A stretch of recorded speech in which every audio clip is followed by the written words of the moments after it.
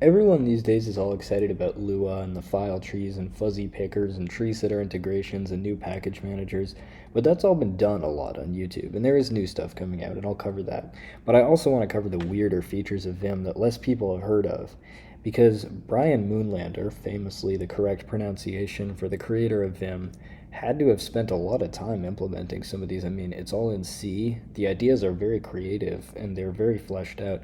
And I think a lot of people rushing into Vim just want, boom, I want a working setup. I want everything to work. And everyone's doing that, and people neglect the old features, the old but good that were spent that had a lot of development put into them. So I want to go over some of those.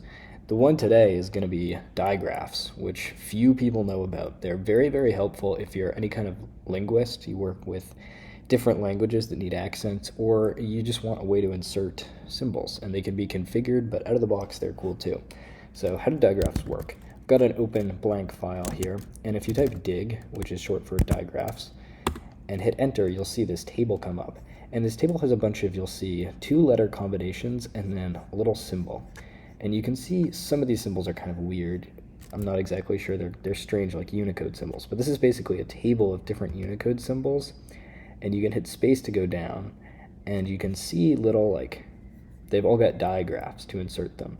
So let's say we want to insert this little A with the squiggly over the top. Or, actually, that's pretty generic. Let's insert something cooler.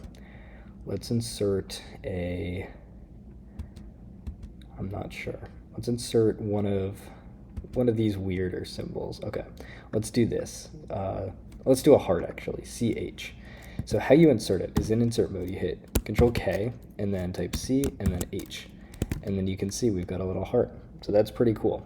And you can look through that whole list. It's basically just decimal representation of the Unicode, and it goes all the way up.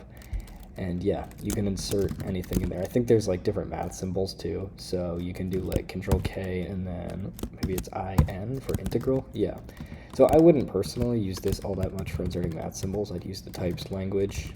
But yeah, if you want emojis or whatever inserted, they're going to be further down in the Unicode.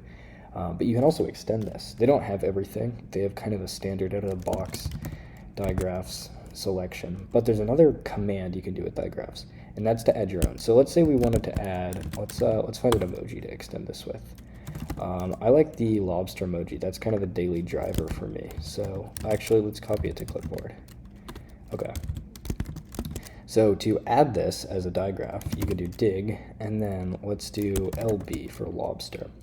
And we're going to need the decimal representation of it. So you can actually get that by inserting from, let's do insert from the expression register. So Control R and then equals.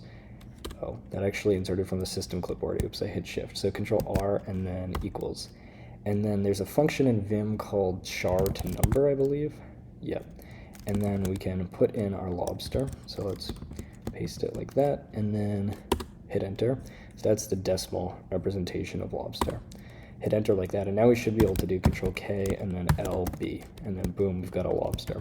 So this could be pretty useful for you if there's a symbol that you need to insert a lot and you can think of a useful mnemonic, just a feature baked into Vim that you might not know about. Yeah, catch you next time.